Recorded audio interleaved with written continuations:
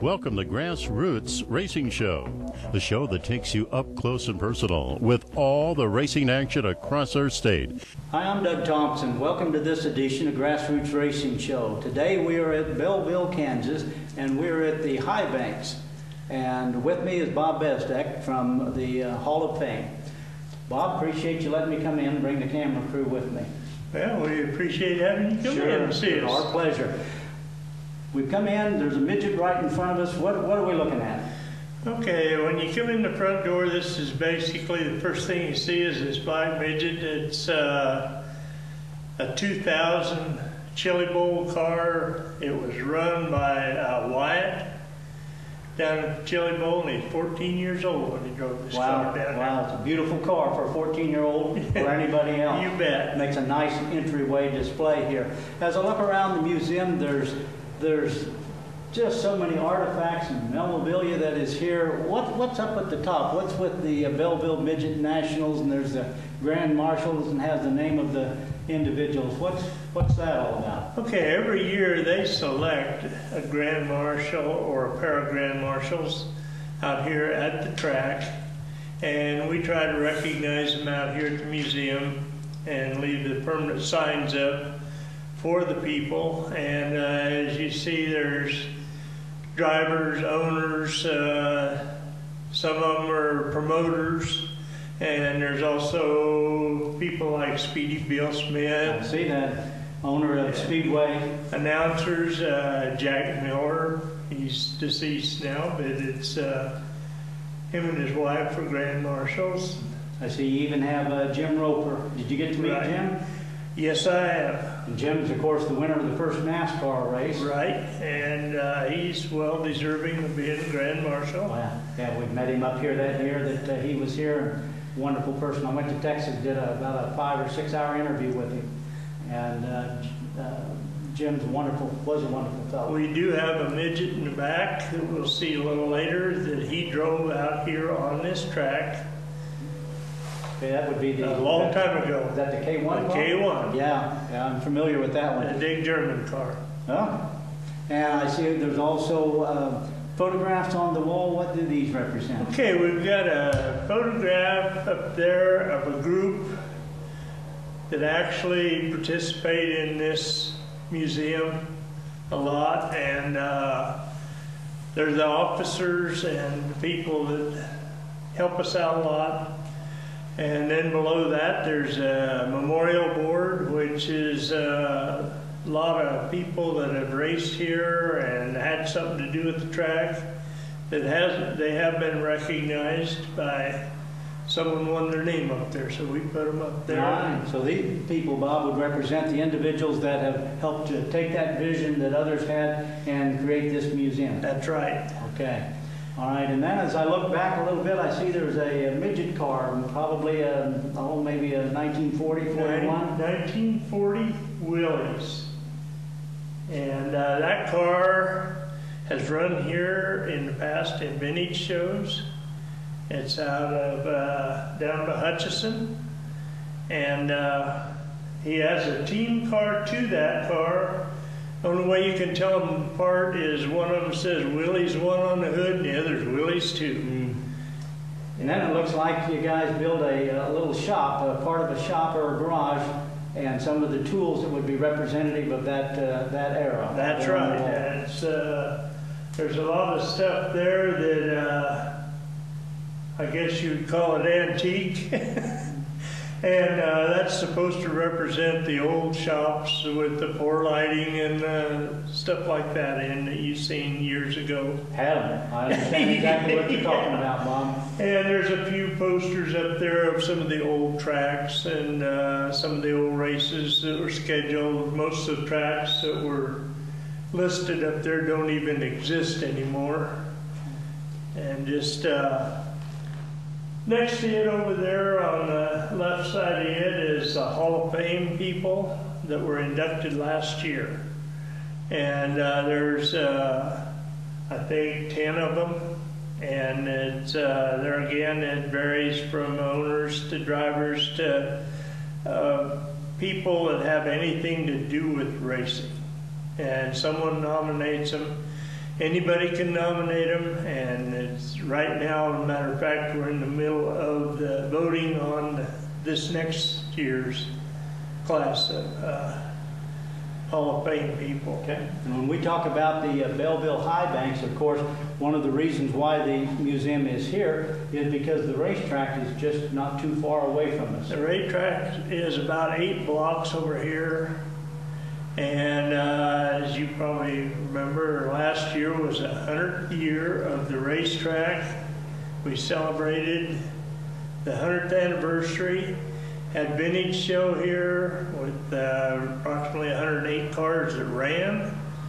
And some of the cars didn't run or were just here on exhibit. They were awful nice cars.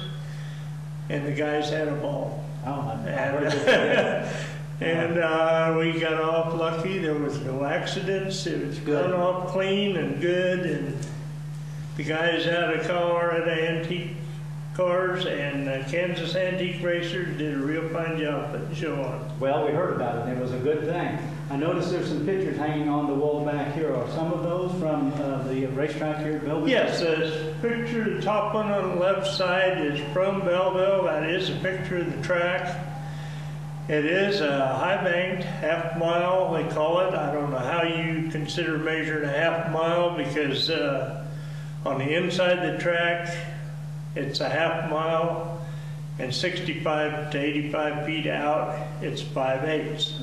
No, it's a very fast track, and it is high bank.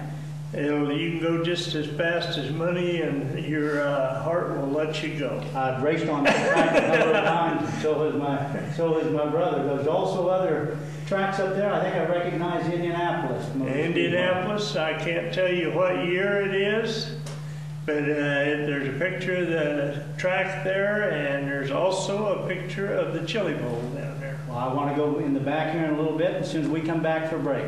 Okay. We'll be back in a minute. Welcome back. We've been waiting on you. And now, back to the show. Welcome back to Grassroots Racing. We're at the Bellville High Banks Hall of Fame. And right now we moved ourselves, Bob and I are back into the back portion of the museum. Bob, there's an awful lot back here. And there's, you got race cars, and right off I catch the plaques along the wall behind us and off to the side. What are these? Okay, we've got the earlier Hall of Fame plaques back here. And on this wall up here we've got the most recent ones, and far wall down there we've got the oldest ones, which started in about 99. We started inducting into the Hall of Fame, and there's lots of history there. You just have to read them and see what you have. And all of these would be people who have either raced or have a very strong connection to the racetrack that's about 8 blocks. That's right. All right, I understand. There's also race cars in here, and I noticed one of them is an Indy car, Gordon John Cox. Right, that's these first 3 cars right here all belong to the Crail family in Salina, Kansas. And we have that Indy car in here, which has never run here, of course, but we have it in here to compare it with Bob Moore's old 255 Offie down here. And the horsepower on that car there with the turbo and fuel injection, if you turn the turbo off, you're looking at 625 horse. If you turn the blower on, you're at the maximum, you're looking at roughly 1,200 horse. Tremendous horse. Compared to the 255 Offie engine, which is a lot larger. And that thing on a good day might have put out 500 horse. And it is a carbureted engine rather than fuel injected. And as I look next to Bob Moore's number 39, what's that one, that beautiful purple car? Okay, that's car belongs to a guy in Fairbury right now. And it's just been restored down at Dodge City. And that's the one that Paul James and Paul Waylander used to run on all the 60s IMCA circuits and stuff like that. And then as I look a little further down, Bob, I see that's Jack Petty's number 6 sprint car. That's Jack Petty's that he drove for a lot of years, and I think his son has driven it up here in the vintage shows the last few years. I don't think, Jack might have snuck out there in it, I don't know. He probably did. I think it was his grandson, though, Jeremy. You've got your favorite in here is this beautiful number 26. Tell me about that one. That is Terry Klatz. It's a V8 60, and that car has been updated. It's a 49, but it's updated probably as fancy as you can get everything, including onboard fire extinguisher systems. That's beautiful, beautiful paint job on it. The number 7 that's ahead of it, what's that one? That's a super modified owned by Don McChesney. And by the way, most of these cars in here still run vintage shows. Some of them are just show cars, and there's a lot of history in them. And Don ran his out here, and several of these others ran out here, including these right here of Crails. Yeah. And we'll back up here to this. This is a solar midget, and it was built by the Solar Aircraft Company in California after the war. It does have a stainless steel frame. This number 20, right? Right. And I don't know why, because stainless steel is, it tends to crack and it's heavy, but that's evidently what they had left over from the war days. Beautiful car. There's only about 26 of them in existence. Well, I think it's tremendous how you and the board have preserved all of these race cars over the years for future generations to look at and to enjoy. So look down a little bit further, I see the number 55. What is that one? Okay, that's Steve Knipper's car that he ran against Jeff Gordon in 1990, and that is the car that ran second to Jeff. And Knipper thought he had won the race, but he actually finished second. He was just getting ready to be lapped. It's the only car that Gordon didn't lap. It's the only car that he didn't lap. I remember Gordon saying how much he wanted to win this race at Bellville because it is one that is so prestigious, and he really made 110% effort to win it, and he still talks about it. And that car there is, it's had a little rough life, but it's still runs vintage shows. They did take the engine that was in it back out, and they put the Canada Sesco back in. And if you look real close on the right side, you can see where they even welded the chunk back in the block that was blown out of it at one time. Then there's a little red hoodoo back over there with the white top. What's the story on that one? Well, that car ran mostly the Hutch Nationals, and down in that area, Wichita and Hutchinson. And that car has been restored. It's actually too nice to run, but he still runs it. And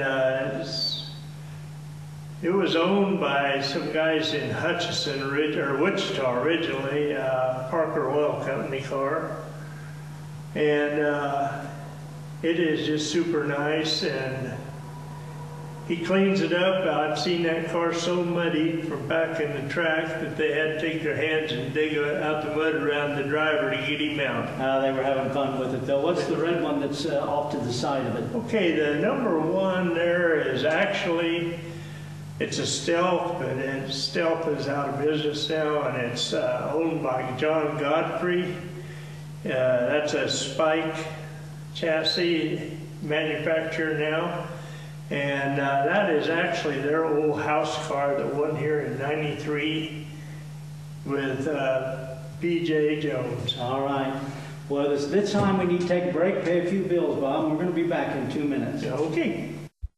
I'm Nathan Brown, and you're watching the Grassroots Racing Show on My Favorite Network. Welcome back to Grassroots Racing. We're at the Bellville High Banks Museum, and Bob and I are just finishing up the tour of the museum. Bob, thank you so much for letting us crowd in on your day here and being so kind as to show us around. I think before we cut away for break, we were just talking about the number 6 car, number 76, I mean.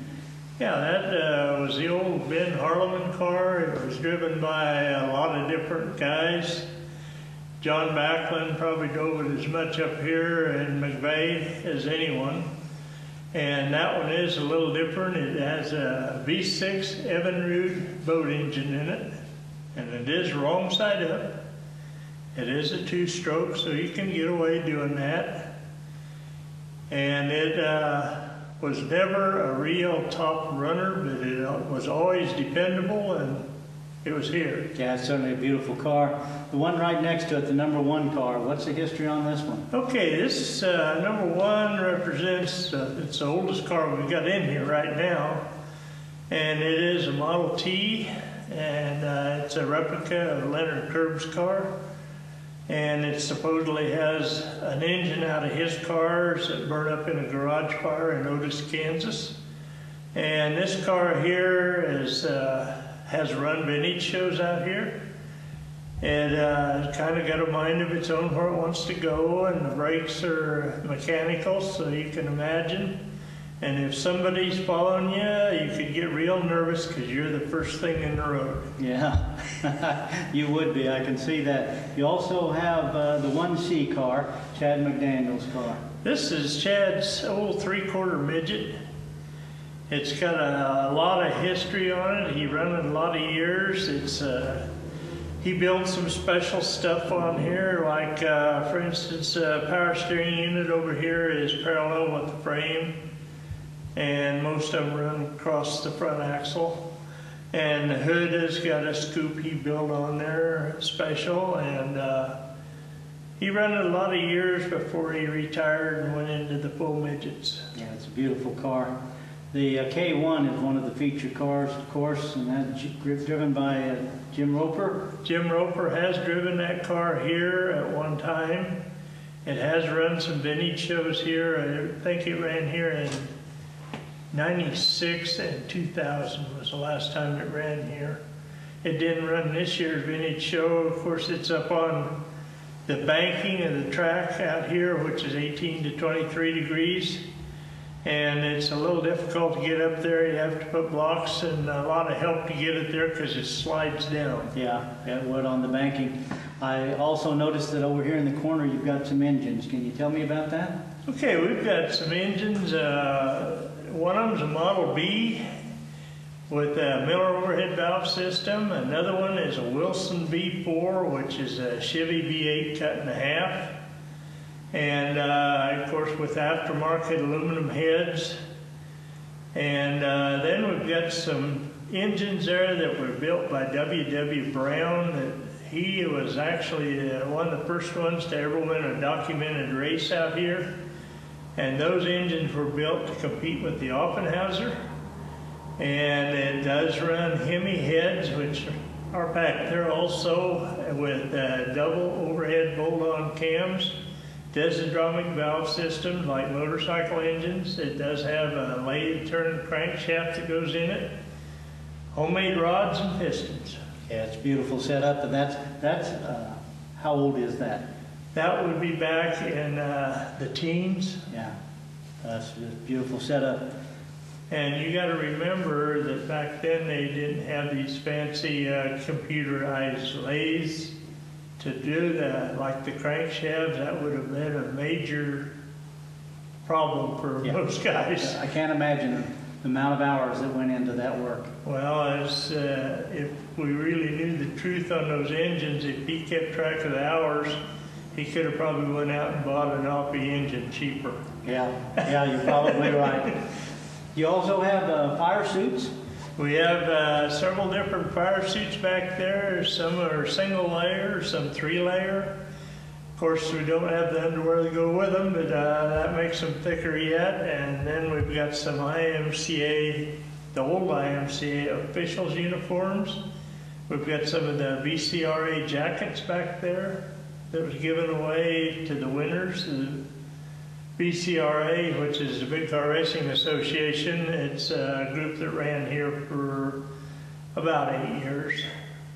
Okay. You got photographs of, just a wealth of photographs. A little bit of everything here, covering everything from the late model record holder, Billy Moyer right now, down to some of the old jalopies that ran here. We've got pictures here of the tractor races on the track. And they only ran those a couple of years because of liability insurance. There's a lot more we could go on and talk about, but it's just important for the fans to come on up and see for themselves. Right. Bob, thank you so much. Thank you guys for Appreciate coming. it. Thank you. You bet. It's Doug Thompson for Grassroots Racing.